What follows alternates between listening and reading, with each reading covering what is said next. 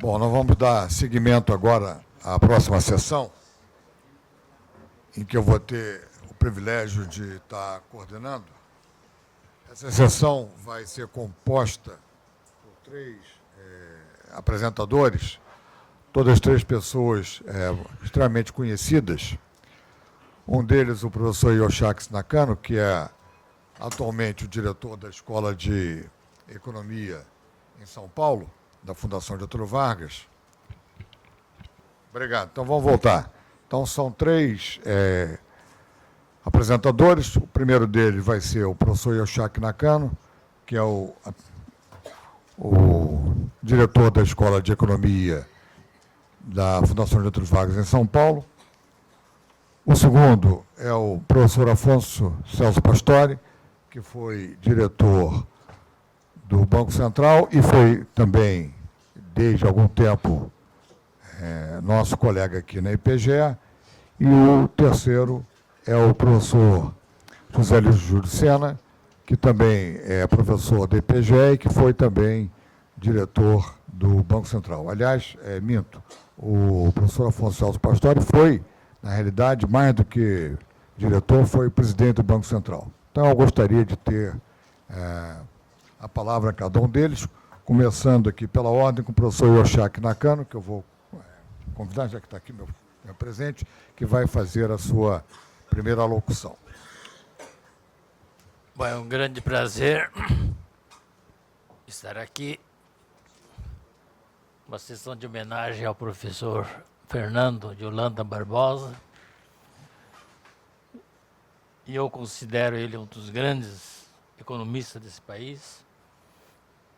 E não fui aluno do professor Fernando, mas fui aluno no sentido de que muito do que aprendi em macroeconomia, principalmente em política monetária, foi nos textos, nos artigos que eu pude consultar.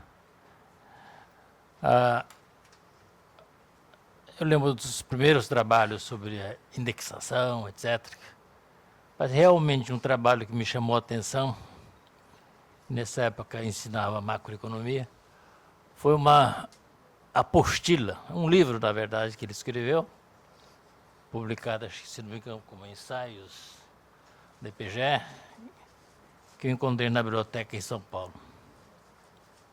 E uma coisa realmente notável que ele tinha feito, era uma síntese de toda a teoria macro, mas ele tinha no início, nos capítulos iniciais,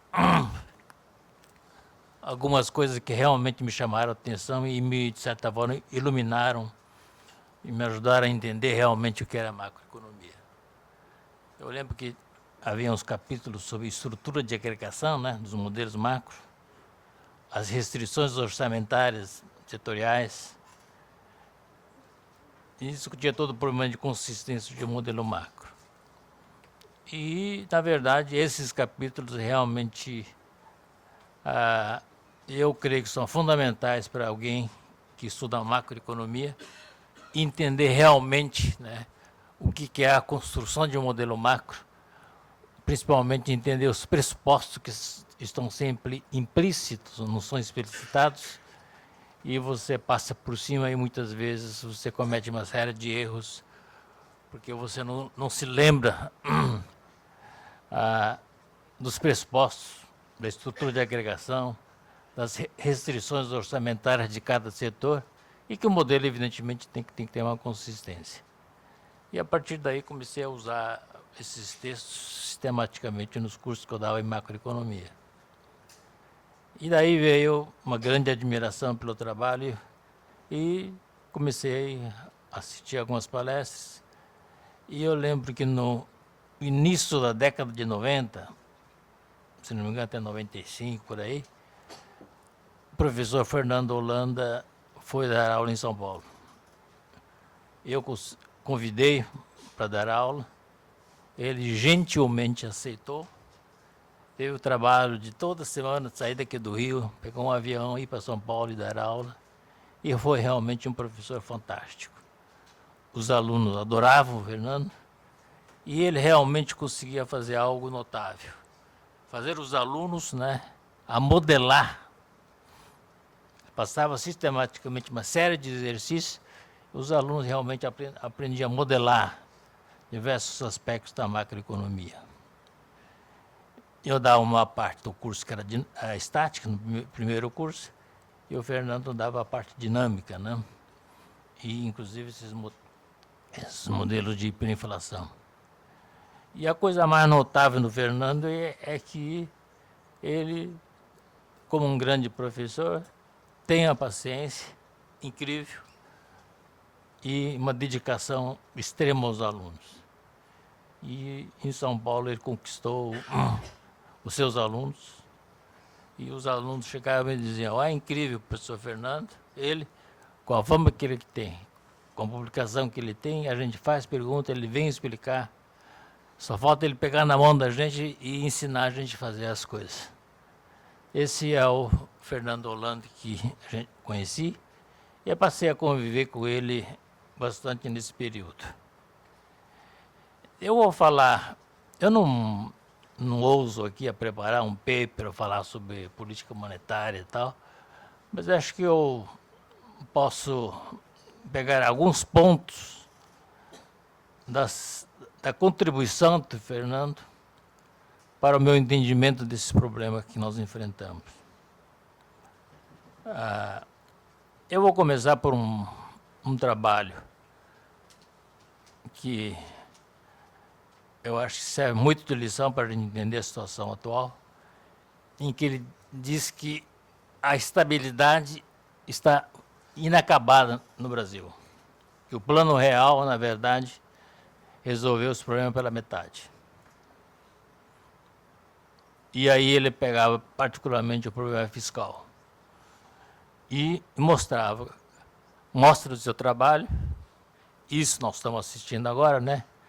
Que se você tiver uma situação fiscal desorganizada, se o ajuste fiscal não estiver sendo bem feito, ou não for bem executado, se você fizer política monetária e elevar os juros, você pode agravar o problema fiscal e agravar o problema inflacionário. E exatamente, eu acho que esse é um dos problemas que nós estamos enfrentando nesse momento. Mas o ponto central no trabalho dele é que nós tínhamos feito estabilizado os preços. Evidentemente, no caso, foi uma âncora cambial, mas a parte fiscal estava para ser feita. Enquanto nós não tivermos instituições fiscais sólidas, para que a restrição orçamentária do governo seja realmente respeitada, a estabilidade não estava acabada, não estaria garantida. Esse eu acho que é uma grande lição, uma importante lição, que agora nós estamos novamente assistindo nesse país, com o perigo, né, da inflação voltar. Daí eu me lembro de uma série de outros artigos que ele escreveu, e eu interpreto como se fosse na mesma direção. Quando ele trata da questão da política monetária no Brasil, ele tem textos fantásticos do ponto de vista didático. São textos absolutamente claros, objetivos, né? E que você consegue realmente entender as regras operacionais, como é que o Banco Central no Brasil opera, por exemplo. Porque quando você estuda a macroeconomia aqui no Brasil, você vai estudar como o FED funciona, e não como o Banco Central, nem as regras operacionais do Banco Central. E o Fernando trata meticulosamente, com todo cuidado, com rigor, essas questões. Um ponto que eu creio que faz parte dessa estabilidade inacabada é a questão, é aquela decisão que foi tomada em 79, em que os títulos públicos passam a ser liquidados na conta reserva bancária. E, Fernando aponta, nesse momento você está criando uma moeda indexada e, mais do que isso, moeda e título público se tornam substitutos quase perfeitos. E, evidentemente, nessa situação, você não pode ter uma política monetária realmente ativa. política monetária do Brasil é passiva. Eu acho que esse ponto é realmente importante.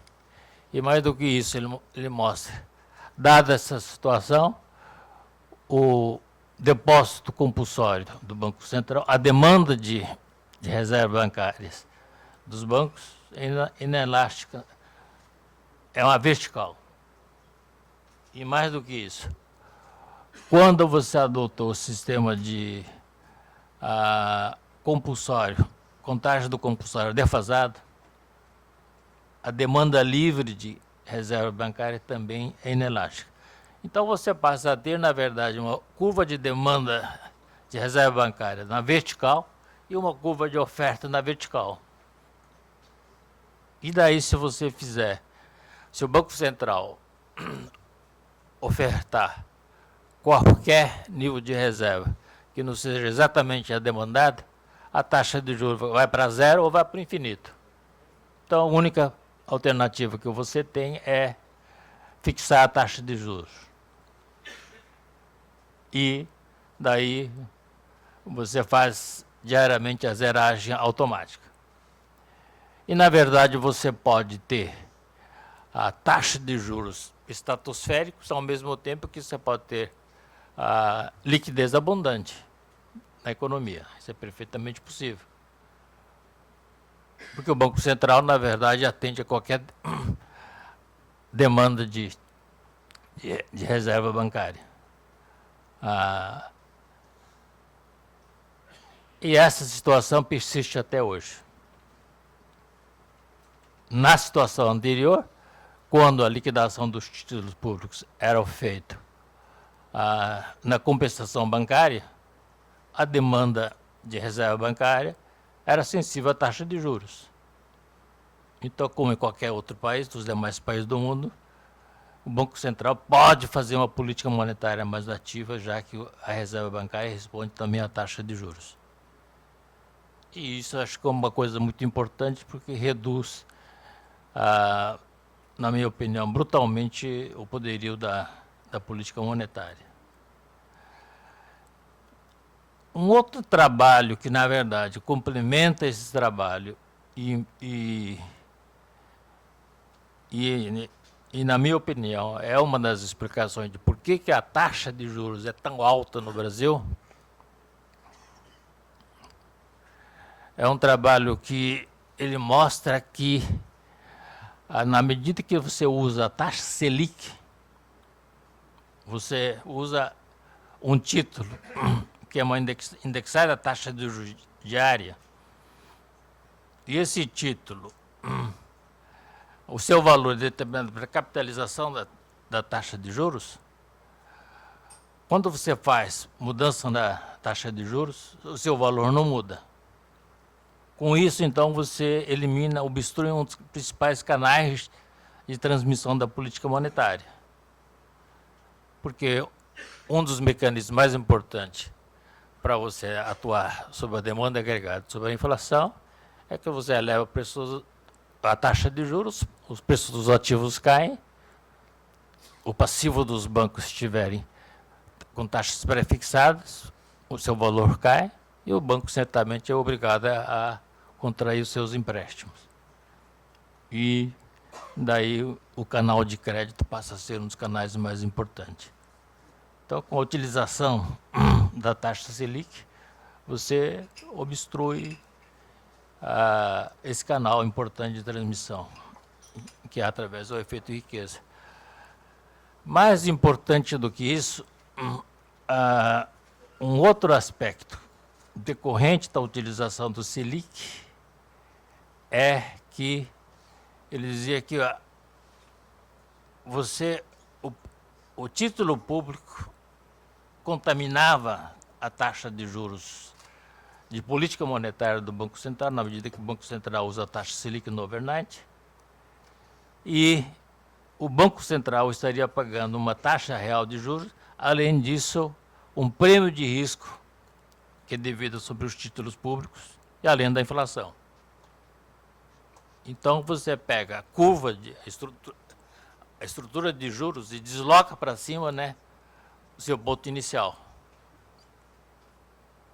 Então, se você desloca a taxa de prazo zero, praticamente, prazo mais curto, para cima, porque você embute aí um prêmio de risco, que era devido aos títulos públicos, você está usando a mesma taxa de títulos públicos no overnight, você puxa para cima.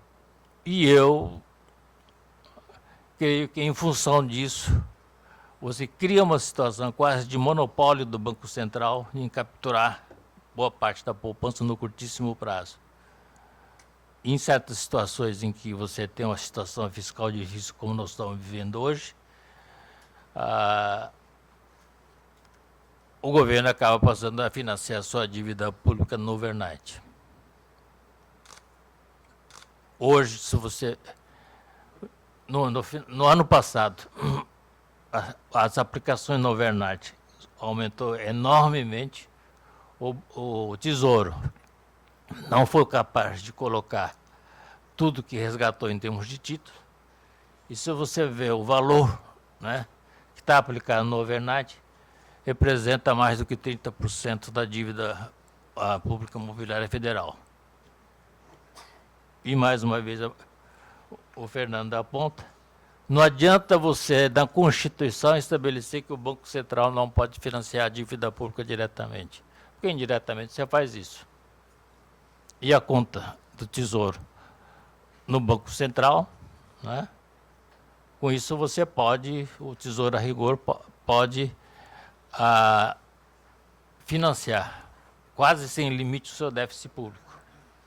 Você vê, o Tesouro coloca o título no mercado, o Banco Central compra e, portanto, você financia com moeda a expansão dos gastos públicos. Eu acho que isso é exatamente o que aconteceu no ano passado, se você olhar claramente o que está acontecendo. E acho que é um fenômeno que vem desde final de 2011, 2012, no começo de 2012, quando o Tesouro passou de emitir LFTs e as colocações de título eram menores do que o resgate. Crescentemente, o saldo no overnight, nas operações comerciais, aumentou. Hoje deve ter quase R$1 trilhão. E, portanto, a gente pode dizer que o Tesouro está financiando cada vez mais o seu déficit público no overnight. Se pegar simplesmente, é difícil de distinguir o que é o que, porque você tem uma conta que é extremamente obscura, né? Mas se você fizer um simples cálculo do valor do quanto está no overnight, qual é o valor total do estoque da dívida pública, é quase 40%, mais do que 30%. E isso é algo realmente preocupante, porque, na verdade, nós estamos numa situação de realmente uma estabilização, não só fiscal, mas a monetária inacabada, e que você pode ter taxas de juros extremamente elevadas e inflações também extremamente elevadas, particularmente porque você não pode ter também uma política monetária mais ativa, né? A elevação do juro não significa, no Brasil, que você esteja reduzindo realmente a liquidez da economia. Você pode ter taxas de juros altos e extrema liquidez, né, no mercado. Então, eu acho que, na minha opinião, pelo menos foram as lições que eu aprendi nos textos. Não sei se, provavelmente, o Fernando não vai concordar com muita coisa. E eu posso concluir que, se nós não fizermos algumas mudanças muito simples, porque nós não precisamos inventar nada, é voltar a fazer o que se fazia no passado, no caso da transação de títulos, né? Ser liquidado na compensação bancária, que na manhã seguinte você tem um quadro, né, melhor, uma visão melhor do estado de liquidez da economia, e não fazer essa jabuticaba, que é usar uma taxa de juros indexada, a taxa de juros diária, como taxa de juros para fazer a política monetária. fazia sentido você usar isso na época que a inflação é muito alta, porque o Tesouro tinha enorme dificuldade de financiar o seu déficit público. Mas se nós queremos uma estabilidade, eu acho que nós temos que acabar com essas particularidades, né, do Banco do Brasil, do Banco Central. Outra questão que eu apontaria também é que o Banco Central se formou com a transferência de diversas carteiras e superintendências do Banco do Brasil. E, nesse processo, a política cambial está na mão do Banco Central.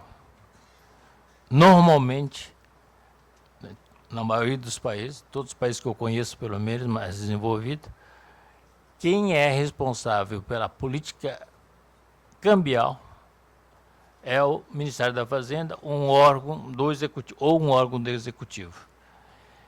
Quem recebe mandato e executa a política cambial, certamente pode ser o Banco Central, e deve ser o Banco Central. Mas não quem formula os objetivos e no Brasil também nós temos desse lado sistematicamente uma situação em que você tem um câmbio apreciado, né, que gerou uma série de problemas, particularmente para o setor industrial e para as nossas exportações. E o Brasil acaba sendo um dos países mais fechados do mundo. E hoje, quando você vê um dos problemas fiscais, vem exatamente da gestão da parte cambial. A colocação desses swaps cambiais custou, neste ano já, mais de 50 bilhões de reais. 50 bilhões de reais que não estão previstos em nenhum orçamento que o Banco Central gasta. Ninguém sabe nem quem é que toma essa decisão para gastar 50 bilhões de reais. E só esses 50 bilhões adicionais de gasto fiscal, na verdade, gasto fiscal, né, praticamente neutraliza todos os cortes que o governo federal vem fazendo com grande esforço. Bom, então eu queria agradecer essa oportunidade de poder participar da homenagem de um grande professor, Fernando Holanda Barbosa.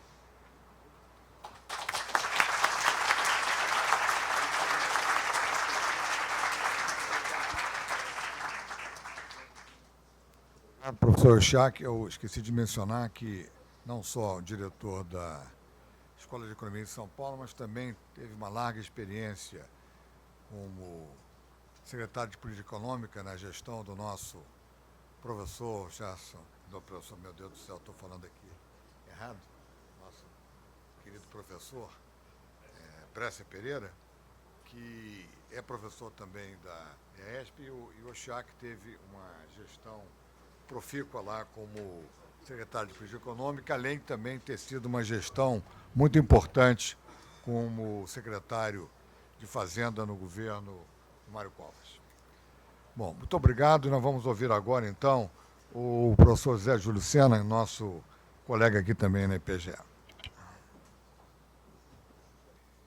Bom, boa tarde a todos. É uma honra participar dessa homenagem ao Fernando. É um prazer muito grande.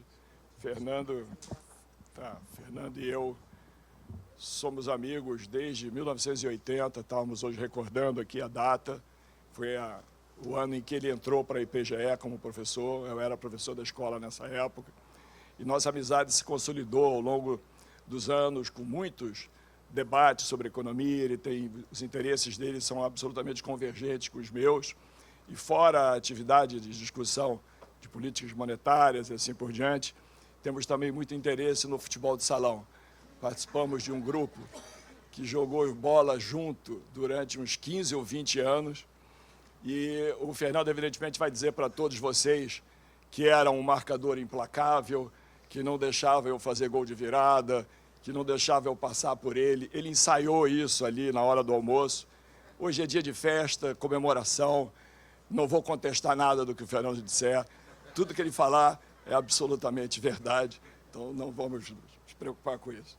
Bom, entrando um pouco mais agora no trabalho dele, a abrangência, só vocês darem uma olhada no currículo do Fernando, no site da escola, é uma coisa absolutamente impactante. É uma abrangência de pesquisas absolutamente formidável, um grande trabalho, um legado extraordinário.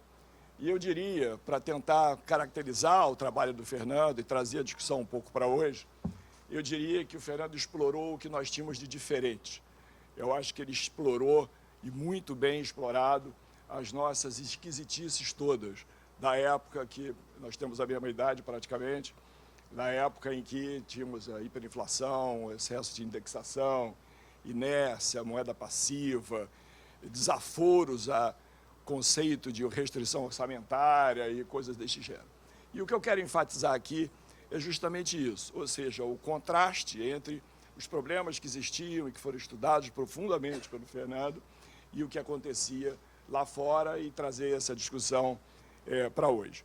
Se a gente pensa, por exemplo, toma como ponto de partida os anos 70, esse é uma década em que há uma substancial aceleração da inflação, tanto aqui quanto lá fora, com uma diferença extremamente importante de resposta lá fora e de resposta aqui dentro. Né? E resposta aqui, resposta ao que se convencionou chamar de a contra-revolução monetarista. Que pontos que eu tenho em mente aqui? Fundamentalmente, o reconhecimento de que a inflação é sempre, em toda parte, um fenômeno monetário, que existe trade-off, sim, entre desemprego e inflação, mas esse trade-off é um trade-off de curto prazo, a longo prazo ele inexiste. Política monetária é algo, de fato, muitíssimo poderoso, pode provocar grandes estragos e trazer muita alegria, mas é algo de alcance limitado. Você não consegue muitas coisas com a política monetária e o que você, de fato, consegue é colocar o nível de preço sob controle e manter a inflação baixa. Né? Dentro desse consenso que acabou se formando quando a alta de inflação apareceu, os problemas já haviam sido estudados e antecipados, e quando a alta de inflação acontece lá fora, já existia um corpo teórico muito bem definido, e desse corpo teórico fazia parte a ideia de que o Banco Central tem que se dedicar àquilo que ele tem condições de fazer. Esta é que é a ideia básica, e aqui, evidentemente, não havia aceitação dessa ideia. Nos anos 80, políticas anti-inflacionárias são adotadas no mundo todo, de modo geral, nos Estados Unidos, na Europa em particular. Os bancos centrais na frente. Os bancos centrais estiveram adiante do mundo acadêmico no reconhecimento dos custos provocados pela inflação. Então, saíram na frente, lideraram o processo, e economistas acadêmicos, ao longo do tempo, que antes não davam tanta bola assim para os custos da inflação, correram atrás e acabaram dando suporte extraordinário ao tipo de política que se praticava. Nos anos 80, a gente percebe uma consolidação desse processo, é introduzido o regime de metas, que acabou sendo adotado aqui no Brasil, e nós demoramos para entrar nessa nova corrente. Acabamos entrando, e eu diria que as principais esquisitices desapareceram. Sobraram outras, das quais falaremos ainda mais adiante. Esse consenso que vem se formando desde antes até de a inflação subir, acabou sofrendo um abalo muito sério com a crise cujos desdobramentos a gente ainda percebe.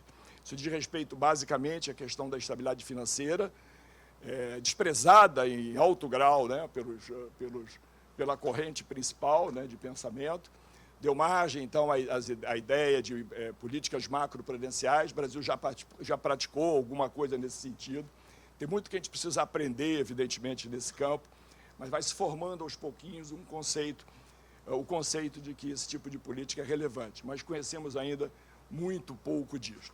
Não é isso que eu quero explorar, e eu gostaria de chamar a atenção agora para uma outra coisa, que é o fato de a crise tendo jogado a uma situação em que o juro zero passou a ser uma exigência. Ainda existe juro zero em grande número de países, tem uma grande polêmica sobre o controles, o quantitative easing, né, as políticas de expansão monetária mediante compra de ativos em mercado, e eu estou fazendo uma menção a esse, não é o ponto principal que eu quero abordar aqui, mas estou fazendo uma menção devido ao título que o organizador, nosso querido Dico, botou no programa, né? Juro neutro no Brasil, que não é o que eu vou falar, QEs, então estou fazendo uma breve menção aos QEs e outras histórias. Eu vou ficar com outras histórias, que eu acho que me parece um tema mais interessante para o momento. Sobre os QEs, eu deveria dizer apenas o seguinte: é muito cedo ainda para a gente avaliar a relevância. A relevância, com certeza,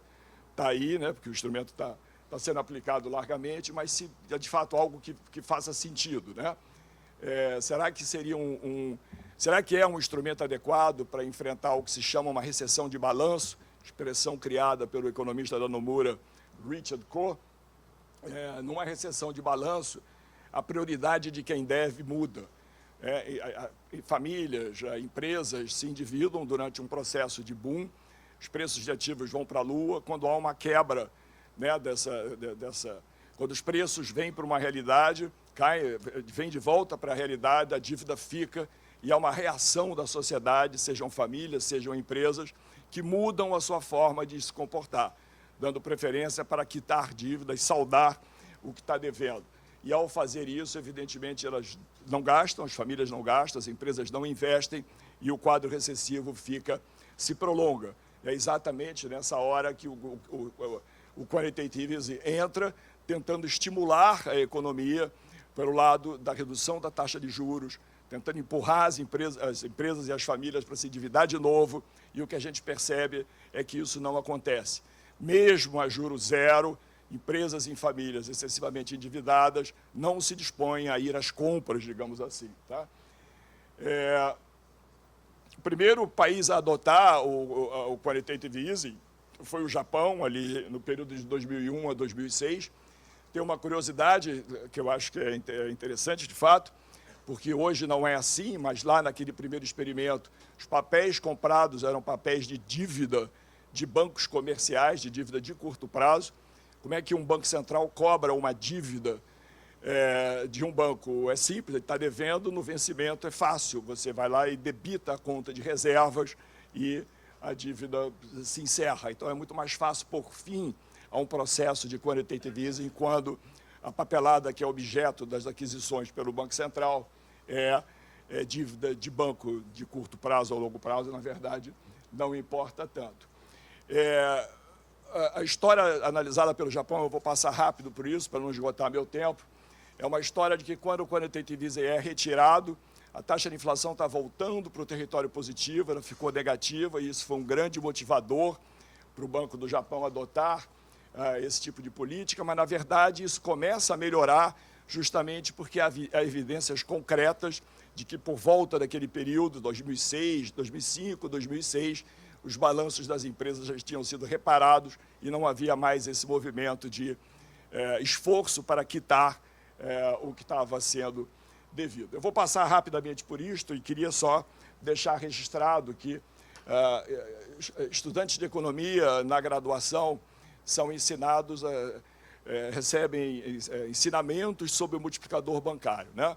O Banco Central cria moeda base, o banco que recebe a moeda base de uma operação com o Banco Central faz um empréstimo, quem tomou esse empréstimo faz algumas coisas que vão gerar depósitos em outros bancos, esses bancos ganham na compensação, ficam com mais reservas, emprestam, e esse processo se multiplica.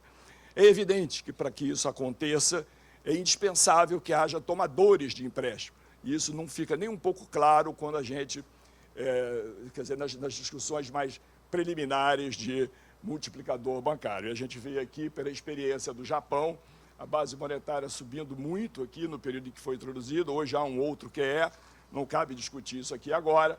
A gente percebe que o crédito não se expande, isso aqui está em nível, e os meios de pagamento, da mesma forma, também não se expandem. Não gostaria de me deter muito aqui, mas o QE no Japão foi nesse período, taxas negativas de inflação começam a ficar positiva aqui, e é justamente nesse período em que, supostamente, as empresas já tinham se livrado das dívidas e estavam de volta demandando fundos para fazer investimento. Nos Estados Unidos, o padrão é o mesmo, a gente vê a base monetária subindo muito, sem reflexo importante no crédito, só agora há uma ligeira mudança, e o meios de pagamento definidos como M2 também crescendo. Na Europa, aqui mostrando uma curiosidade, o Clóvis, de quanto tempo eu disponho ainda, que eu quero ir para o outro tema?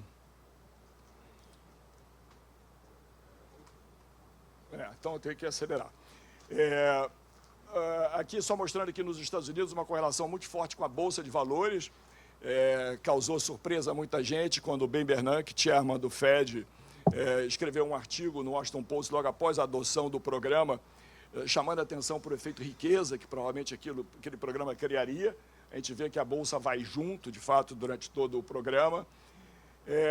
Na zona do euro, na zona do euro a mesma história, né, da discrepância de resposta, né, do crédito dos meios de pagamentos. E, curiosamente, o quantitative easing tem por pressuposto influenciar os preços dos títulos, fazendo os PUs subirem, ou seja, os preços dos títulos irem para cima, as taxas de juros para baixo.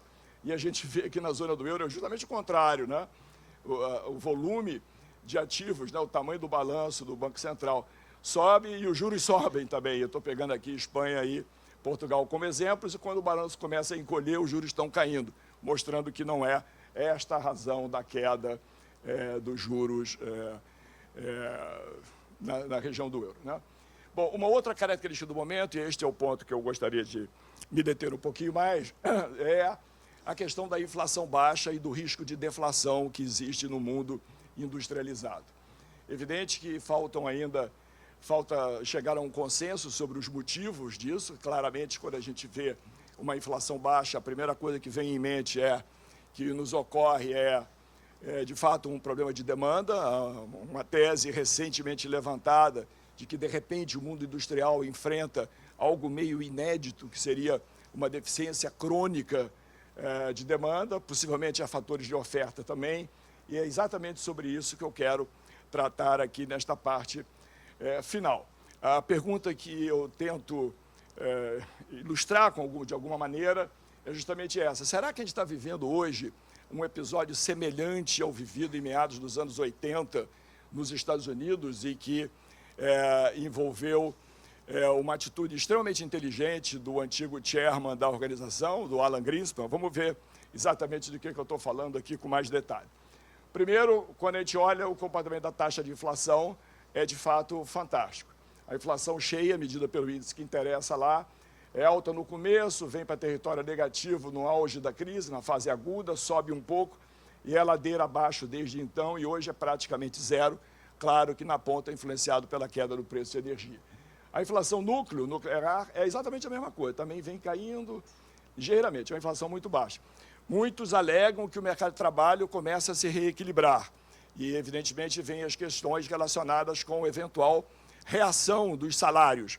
Há duas maneiras de medir a elevação de salários nominais nos Estados Unidos, dois índices distintos, nenhum dos dois mostra algo diferente de crescimento nominal de 2% ao ano. Então, não existe essa pressão.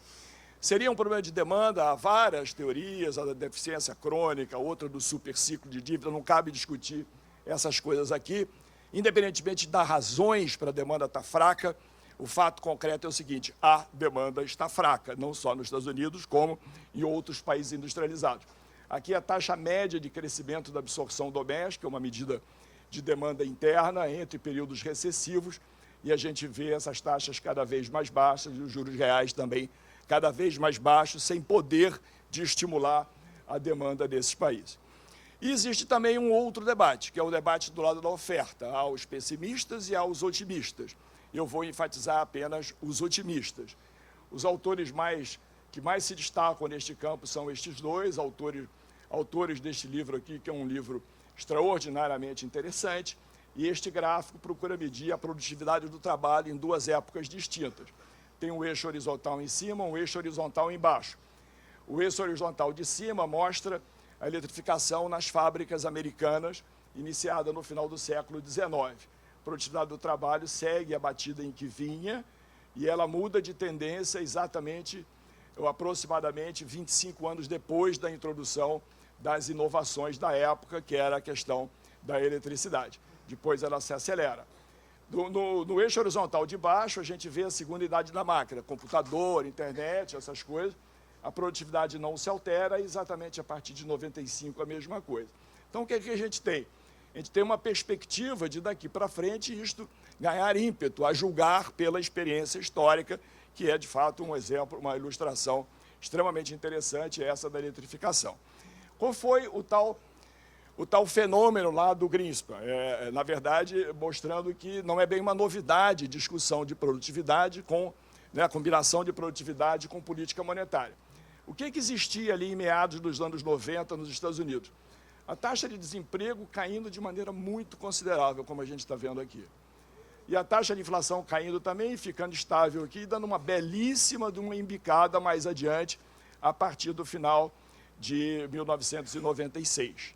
Então, quando eu sugiro que a gente olhe para essa experiência, para pensarmos no fenômeno de agora, o que a gente vê hoje também é isto, ou seja, uma queda da taxa de desemprego e taxas de inflação muitíssimo baixas, com risco de deflação, como nós já falamos. O Banco Central, 3 minutos, tá bom, é tudo que eu preciso, eu acho.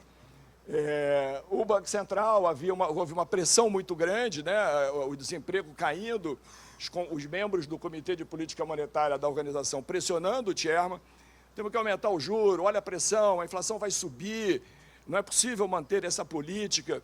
E o Greenspan, com a sua habilidade e capacidade de entender os dados, diz, não, a gente vai aumentar o juro sim, mas daqui a pouco, espera aí, no próximo a gente faz.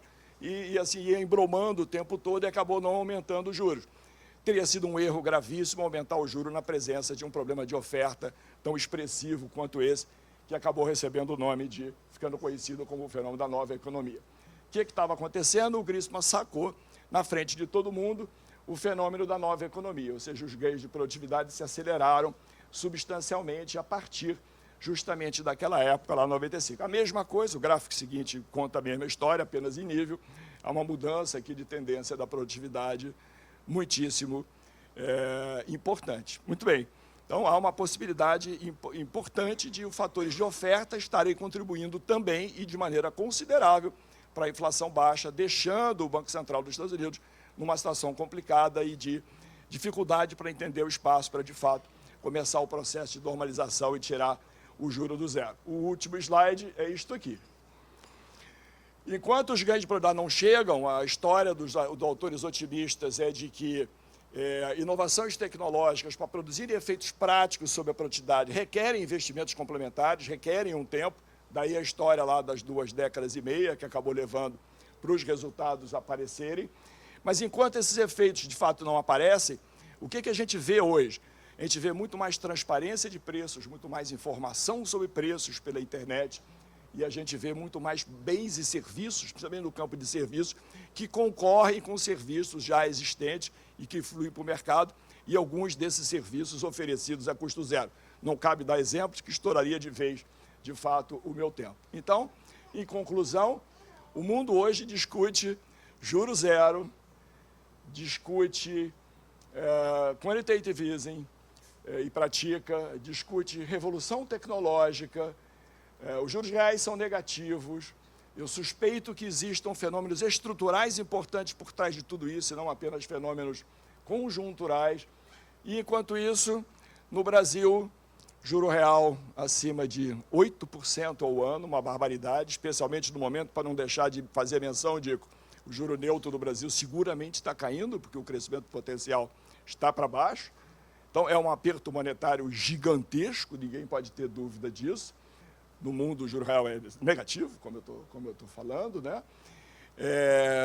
Que mais? Déficit público ainda não resolvido, economia que não sai do lugar. É uma encrenca muito grande e que explicita, digamos assim, novas esquisitices. Nós começamos com as esquisitices lá de trás, dos anos 70, 80, entrando pelos anos 90, que o Fernando tão bem estudou. Então, para concluir, caberia apenas a mim instar o Fernando a dar sequência às suas pesquisas e nos ajudar a entender as antigas e as novas esquisitices do nosso país. Muito obrigado. Bom, muito obrigado. Vamos dar agora seguimento à última palestra aqui dessa sessão. Muito obrigado, Clóvis. O objetivo nosso hoje é homenagear o Fernando. Quando eu olho para os economistas com os quais eu venho interagindo ao longo de toda essa vida, cada um deles tem posto um tijolo na construção de um edifício, que é o nosso conhecimento. A característica dos tijolos postos pelo Fernando Holanda Na verdade, além da seriedade como professor, além da sua atividade de debatedor, questionando publicamente, de participar dos governos, inclusive na formulação de política econômica, é de ter sempre uma teoria econômica sólida e evidências empíricas bem feitas, que, no fundo, nos ajudam a rejeitar proposições que, no fundo, não precisam de tanta atenção e ressaltar proposições que requerem atenção. Acho que se a gente fosse buscar, dentro de tudo que ele produziu, tudo aquilo que tem relevância nesse conceito que eu acabei de colocar, nós íamos ficar aqui um tempo enorme. Eu tenho que selecionar algumas coisas. O critério de seleção talvez não faça justiça à relevância dos trabalhos que ele tem ao longo da carreira, mas eu peguei para discutir temas atuais que, no fundo, revivem em cima daquilo que ele colocou. Eu acho que, nesse campo, eu consigo identificar uma preocupação muito séria com o problema da inflação e do desajuste fiscal provocando a inflação, da inexistência de âncora monetária com a moeda passiva, que, no fundo, interfere com política monetária. E eu quero ficar um pouco em cima disto, em 3 episódios, 2 episódios históricos, que um pouco mais, um pouco menos, tiveram contribuição dele, e trazer um pouco dessa lição para o contexto atual. Quer dizer, uma vertente de trabalhos do Fernando é sobre inflação fiscal. Quer dizer, eu acho que a gente identifica no Brasil um período histórico muito claro, onde isso foi nítido, que é antes do PAEG, quer dizer, aqueles anos que antecederam a reforma do PAEG, que no fundo criou o Banco Central no Brasil. Há uma coisa que pouca gente, os mais jovens estão aqui, talvez nem saibam. Até 1966 o Brasil não tinha um Banco Central. Segundo, o Brasil não tinha instrumentos de financiamento não inflacionário do déficit público. Certo ou errado, Selic ou não Selic, moeda passiva ou não passiva, substituição ou não substituição, não existiam títulos públicos. De forma que o déficit era financiado diretamente com a emissão de moeda. Quer dizer, aquilo provocava, você não tinha política monetária, você não podia ter a figura da famosa dominância fiscal, que a gente discute hoje, que é um grau de expansionismo fiscal que, no fundo, constrange a autoridade monetária a ter que ceder e emitir moeda para financiar o déficit, para evitar, no fundo, um crescimento explosivo da dívida pública. Aquilo não existia naquela época. Quer dizer, existia um descontrole fiscal e isso virava inflação. É claro que isso podia ter convergido por uma hiperinflação.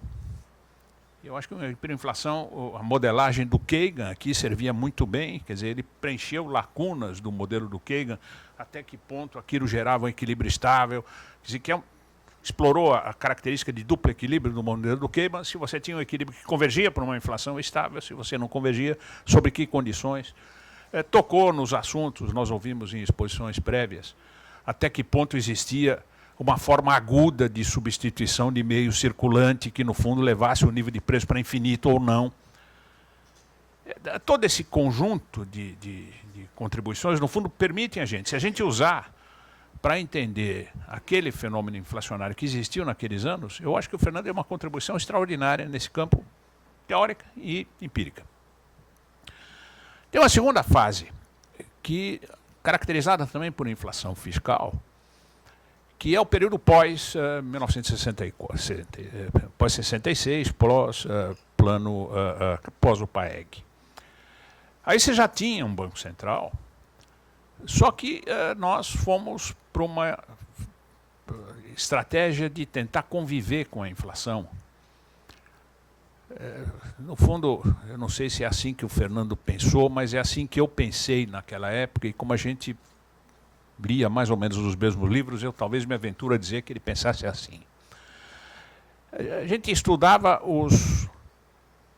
a teoria do custo da inflação. Eu me lembro, ele cita o Kagan e eu cito o Bailey, que em cima do trabalho do Kagan produziu um trabalho sobre o Welfare Cost of Inflationary Finance, em que ele vai para a curva de demanda de moeda e calcula o custo de bem-estar de um processo inflacionário. Quer dizer, se você tivesse uma economia que removesse todas as outras distorções e custos gerados pela inflação, como redistribuições não antecipadas de renda, como distorção de preços relativos, como sobrevalorização cambial e etc., a única coisa que sobrava era o welfare cost da inflação. Isso, pelas contas do Kagan, era relativamente pequeno, não era uma coisa grande. Em algum ponto do tempo, alguém disse o seguinte: já que nós podemos usar a indexação para remover os custos da inflação, a gente só fica com o custo de deadweight da inflação, que é o custo estimado pelo Bailey. Vamos indexar a economia, elimina esses custos e nós podemos conviver com a inflação. Ao fazer isso, você criou mecanismos automáticos de indexação, que junto com a característica de passividade monetária no Brasil, geraram dois fenômenos. Um fenômeno, ele terminou com a possibilidade de se ter um equilíbrio para as taxas de inflação. A taxa de inflação fica absolutamente indeterminada numa situação como essa. Você não tem âncora. Você não pode ter âncora, porque ao fixar todas as variáveis, inclusive a taxa de juros, a moeda se torna passiva. E você, tendo um déficit público, com moeda passiva, automaticamente você coleta a senhoriagem que financia o déficit sem que a dívida pública exploda.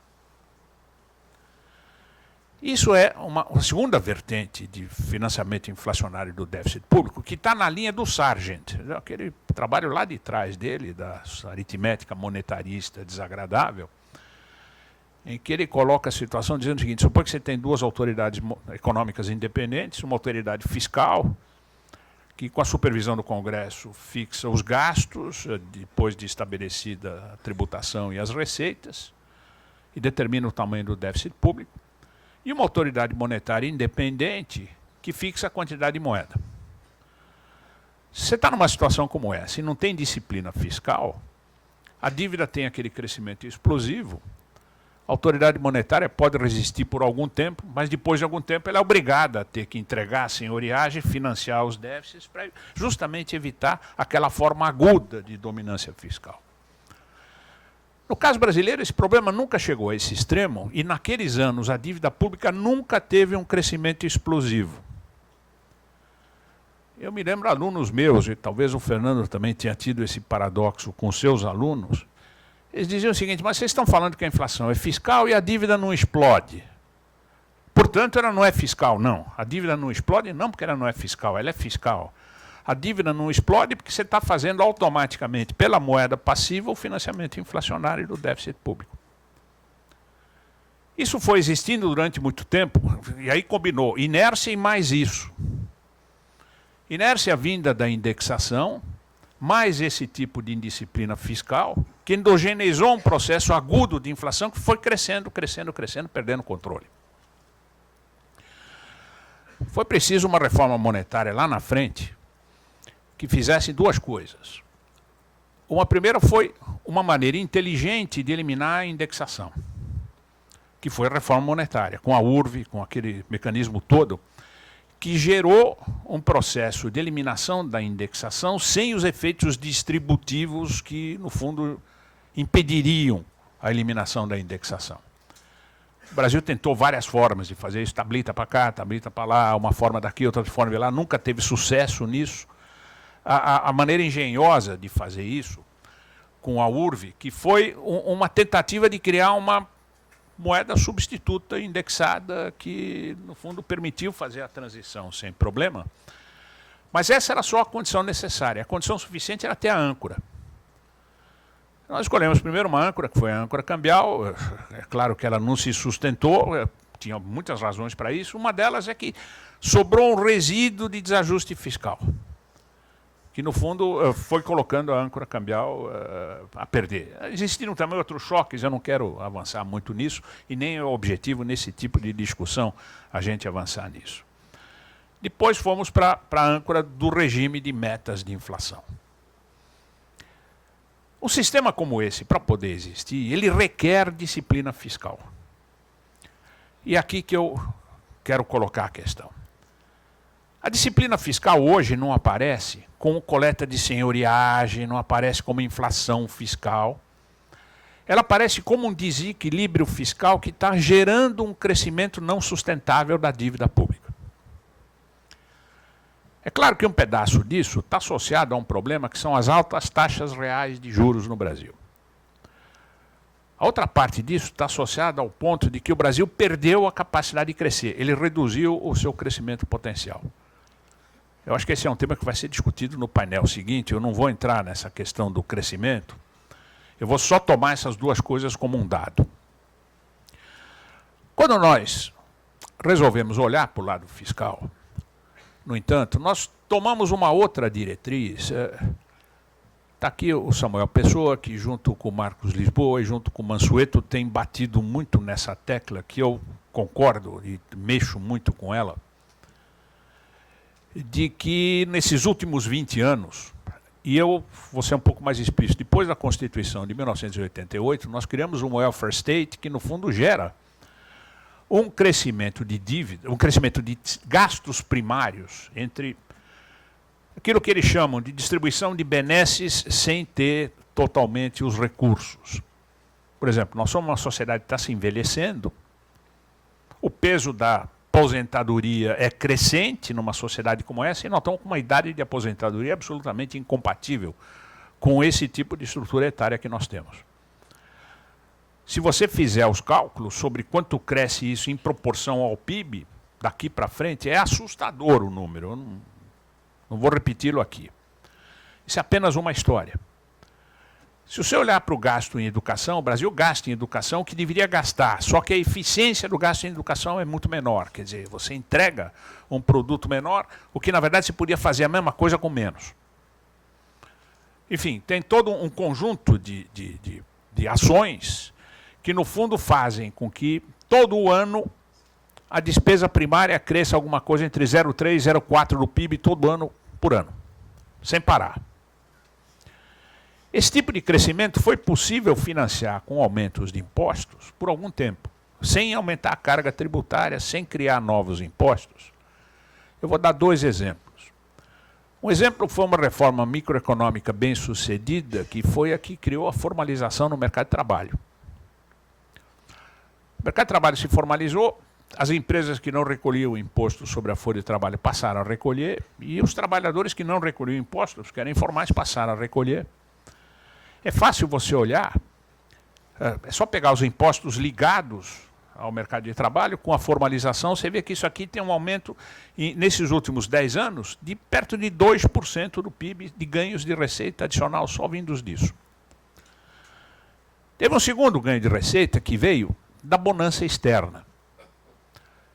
E nós tivemos um período de ganhos de relação de troca, que foi a CEPAL elevada a -1. Quer dizer, o período no qual o Brasil teve um ganho gigantesco de relações de troca por aumento de preço de commodities, que permitiam um crescimento de importações que foram financiadas por fluxos de capitais abundantes do período da Great Moderation. Se você olha o que cresceu da arrecadação ligada à importação, tarifa, IPI, ICMS, tudo isso, foi um pedaço que, no fundo, permitiu você financiar esse crescimento. O processo de formalização de mão de obra chegou ao fim. As importações agora caem. Nós temos que reduzir o déficit na conta corrente, temos que reduzir a absorção. Não há mais como financiar essa continuidade de crescimento de gastos. Ou você aumenta tributos num país que já tem uma carga tributária do tamanho da carga tributária de um país maduro, no qual os gastos e os serviços que o governo vem proporcionando são muito piores do que os gastos e os serviços de um país maduro, e você aí afoga o crescimento um pouco mais, ou você vai ter que discutir formas de, no fundo, racionalizar esse crescimento de gastos. Por exemplo, uma reforma da Previdência, aumentando a idade de aposentadoria. Quando você não tem condições políticas de fazer isso, você vai empurrando com a barriga, vai gerando déficit. E quando você vai gerando déficit, você vai gerando percepção de que a dívida tem um crescimento não sustentável. Eu não estou dizendo que o Brasil vai a default. Só que eu não tenho dúvida de que o risco, o prêmio de risco dos títulos de dívida soberana já reflete esse tipo de risco e continuam crescendo. Quando isso acontece, a taxa de câmbio deprecia. Tem muitas teorias por que o câmbio está depreciando no Brasil hoje em dia.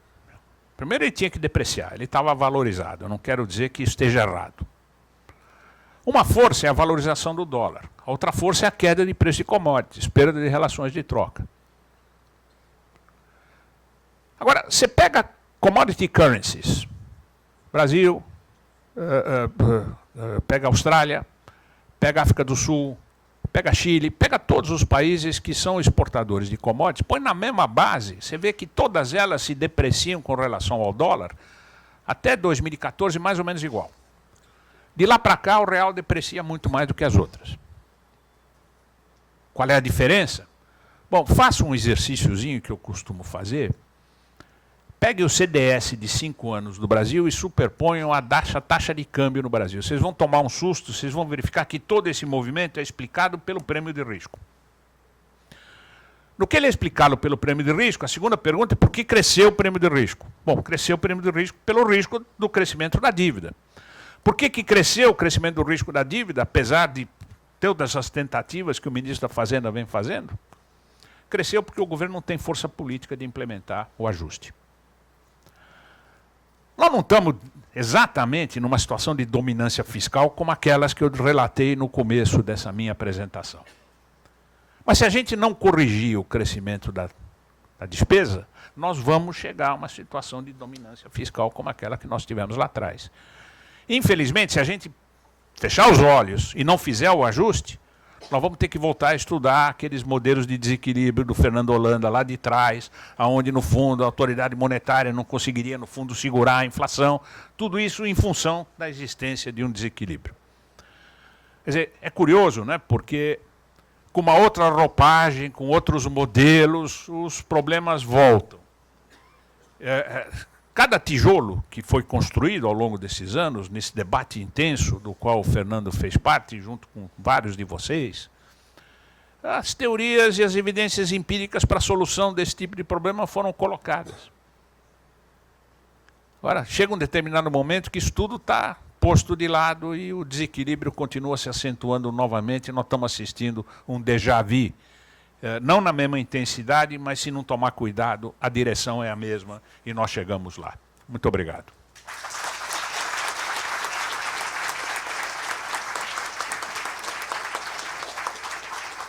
Olha, muito obrigado a todos aqui.